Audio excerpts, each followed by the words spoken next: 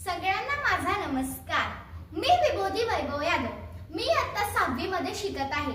माझ्या शाळेचे नाव आहे मातोश्री लक्ष्मीबाई म्हेत्रे प्रशाला. सर्वप्रथम समस्त गुरुजनांना माझे वंदन. आपल्या आयुष्यात गुरूंचे स्थान हे खूप महत्त्वाचे आहे आणि भारतीय संस्कृतीमध्ये सुद्धा गुरूंना ईश्वराचे स्थान दिलेले आहे. स्वप्नांना बघायला वास्तवाचे डोळे लागतात. स्वप्नांना बघायला वास्तवाचे डोळे लागतात. स्वप्नांना जिंकायला यशाची बळ लागते. स्वप्नांना जिंकायला यशाची बळ लागते. यशस्वी होण्यासाठी कष्टाचे प्रयत्न लागतात. यशस्वी होण्यासाठी कष्टाचे प्रयत्न लागतात. त्या प्रयत्नामध्ये बळ मिळण्यासाठी गुरूंचे आशीर्वाद लागतात. त्या प्रयत्नामध्ये बळ मिळण्यासाठी गुरूंचे आशीर्वाद लागतात.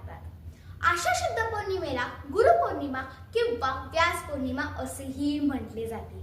ज्या गुरूंनी आपले व्यक्तिमत्व घडवले त्या गुरूंप्रती आदर व्यक्त करण्याचा दिवस म्हणजे गुरुपौर्णिमा होय.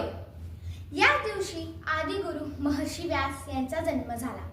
भारतात प्राचीन काळापासून गुरु शिष्य ही परंपरा चालू आहे.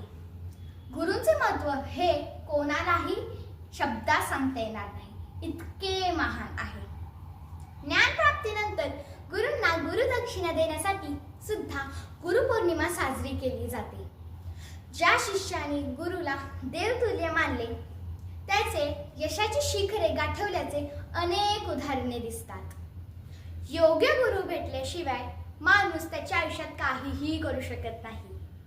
गुरु गौराचार्य आणि आदिगुरु महर्षी व्यास याचे रामायण महाभारतात आदर्श आताही युवकांना नवी दिशा देतात. आई वडील पंख देतात. त्या पंखामध्ये भरारी मांडण्याचे बळ गुरुजन देतात.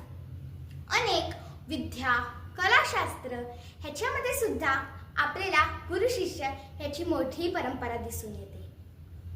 आधुनिक काळात तंत्रज्ञानामुळे प्रगती झाली आहे तरीही सुद्धा वेद काळापासून ज्ञानाचे कार्य गुरु शिष्य या परंपरांनी चालू आहे आणि आताही ते सुरूच आहे.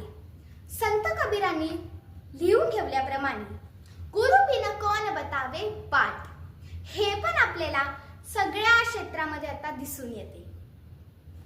आयुष्य जगत असताना आपल्याला गुरूंनी शिकवलेली शिकवण पुढच्या पिढीत संस्कारातून हस्तांतरित करायला हवी. हीच आज गुरुपौर्णिमेच्या दिवशी गुरूंना खरी गुरुदक्षिणा ठरेल. समस्त गुरुजनांना माझे पुन्हा एकदा वंदन. धन्यवाद.